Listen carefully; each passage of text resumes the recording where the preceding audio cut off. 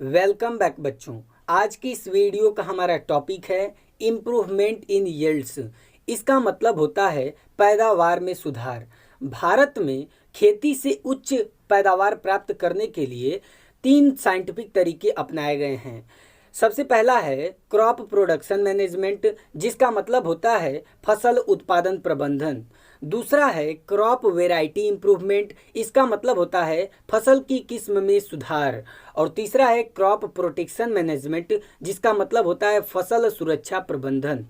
तो इन तीनों के बारे में एक एक करके हमको पढ़ना है। ये काफ़ी बड़ा है और इसी पे पूरा चैप्टर है, तो एक एक टॉपिक को हम अच्छे से कई वीडियो में डील करेंगे।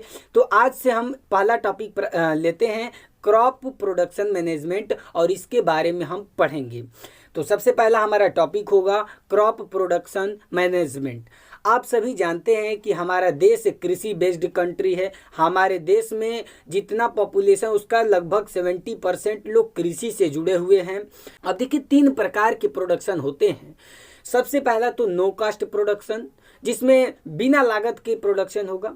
दूसरा है लो कॉस्ट प्रोडक्शन, मतलब कम लागत से उत्पादन होगा। और तीसरा है हाई कॉस्ट प्रोडक्शन, मतलब 3 प्रकार के प्रोडक्शन हो सकते हैं। ठीक है, खेती कर सकते हैं, लेकिन खेती करने के लिए 3 बातों पे निर्भर करता है। किसान के पास 3 चीज़ें होनी चाहिए। सबसे पहला लैंड होल्डिंग, दूसरा है एजुकेशन और तीसरा है फाइनेंशियल कंडीशन। किसान का पास ज़मीन होना चाहिए, शिक्षित होना चाहिए और उसकी फाइनेंशियल कंडीशन भी अच्छी होनी चाहिए। अगर ये तीनों चीज़ें हैं तो फसल की जो उत्पादन है वे अच्छी होगी और अच्छी से अच्छी फसल जो है कि किसान ग्रो करा पाएगा। तो अब यहाँ पे हमको समझना है क्रॉप प्रोडक्शन मैनेजमेंट का मतलब होता क्या है। तो क्रॉप प्रोडक्शन मैनेजमेंट का मतलब होता है क्रॉप प्रोडक्शन के जो अलग अलग एस्पेक्ट्स होते हैं, पहलू होते हैं, उन पे कंट्रोल करना। जैसे इसका मतलब ये हुआ कि आप देखते हैं कि जब फसल उत्पादन होता है तो फसल उत्पादन के तरह तरह के पहलू होते हैं। जैसे उसमें न्यूट्रिएंट्स देना, इरिगेशन करना, क्रॉपिंग करना, ठीक है, क्रॉपिंग पैटर्न, इन सारी चीज़ों को जो भी ये पहलू हैं, तो फसल उत्पादन के विभिन्न पहलुओं को कंट्रोल करना ही कहलाता है क्रॉप प्रोडक्शन मैनेजमेंट। समझ गए? तो यहाँ से अब हम समझेंगे क्रॉप प्रोडक्शन मैनेजमेंट के बारे में। तो देखिए क्रॉप प्रोडक्शन मैनेजमेंट के 3 कंपोनेंट हैं। सबसे पहला है न्यूट्रिएंट मैनेजमेंट, दूसरा है इरिगेशन और तीसरा है क्रॉपिंग पैटर्न। तो इन तीनों के बारे में हम एक एक करके समझेंगे। तो सबसे पहले हम बात करेंगे न्यूट्रिएंट मैनेजमेंट के बारे में।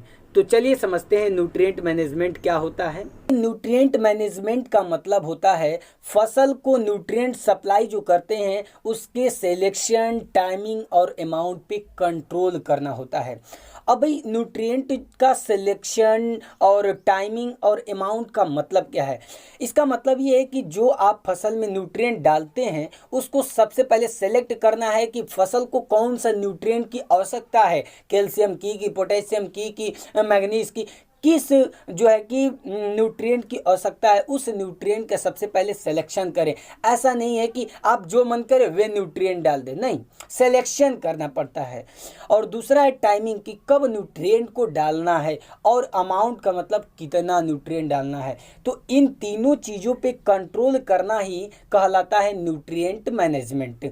और आप सभी जानते हैं जिस प्रकार लिविंग बीइंग को उसी प्रकार प्लांट्स को भी इनऑर्गेनिक एलिमेंट्स की आवश्यकता होती है अपने स्ट्रक्चर को बिल्ड करने के लिए और साथ साथ मेटाबॉलिक प्रोसेस को मेंटेन करने के लिए। और ये जो इनऑर्गेनिक एलिमेंट होते हैं उन्हीं को तो कहते हैं न्यूट्रिएंट्स। और न्यूट्रिएंट्स जो है सप्लाई किए जाते हैं प्लांट्स को किसके द्वारा? तो एयर के द्वारा या वाटर के द्वारा या तो सॉइल के द्वारा।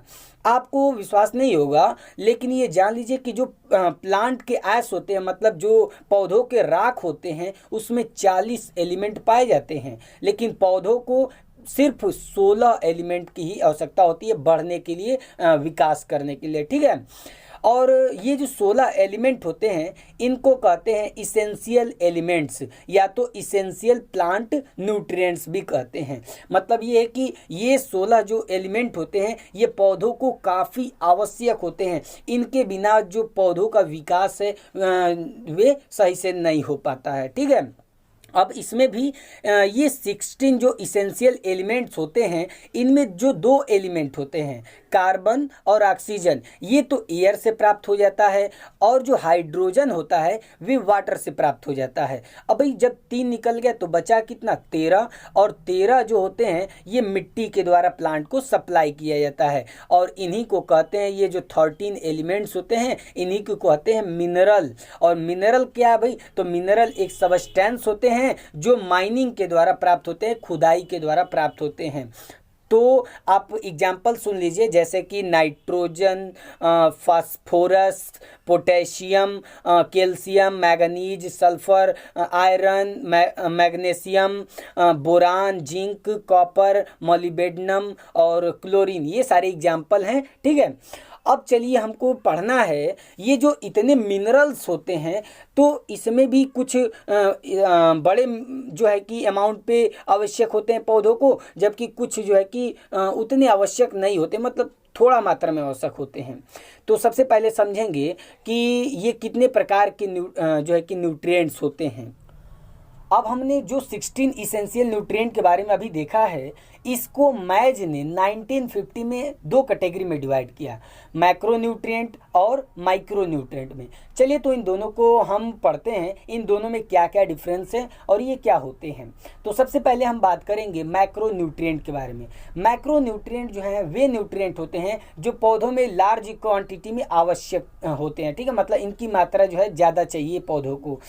अब भाई ये क्या करते हैं, तो मैक्रो न्यूट्रिएंट जो होते हैं प्लांट बॉडी को बिल्ड करते हैं, अलग अलग प्रोटोप्लाज्मिक स्ट्रक्चर को जो है कि बिल्ड करते हैं। ठीक है, एक खास बात कि इनका कोई जो है कि एंजाइम एक्टिविटी और या तो इलेक्ट्रॉन ट्रांसपोर्ट में इनका कोई विशेष रोल नहीं होता है। ठीक है, इनका कुछ एग्जाम्पल है जैसे कि nitrogen, phosphorus, potassium, calcium, magnesium और सल्फर, ये क्या होते हैं, तो मैक्रो न्यूट्रिएंट्स होते हैं। ठीक है, चलिए तो हम देखते हैं माइक्रो न्यूट्रिएंट के बारे में।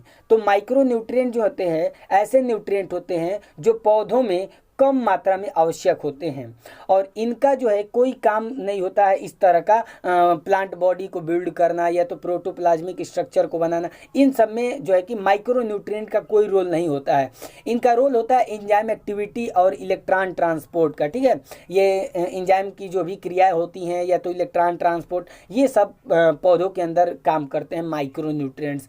जैसे एग्जाम्पल है आयरन, इसका manganese, boron, zinc, copper, molybdenum, chlorine, ये सब एग्जाम्पल है माइक्रो न्यूट्रिएंट्स का। ठीक है, तो इन दोनों में अगर आपको डिफरेंस भी लिखने के लिए आ जाता है तो सिंपल आप लिख सकते हैं ऐसे। ठीक है, मैक्रो न्यूट्रिएंट और माइक्रो न्यूट्रिएंट में क्या डिफरेंस है, तो मैक्रो न्यूट्रिएंट में आप लिख सकते हैं कि they are required in large quantity, जबकि micro nutrients they are required in very small amount. ठीक है, या तो क्वांटिटी।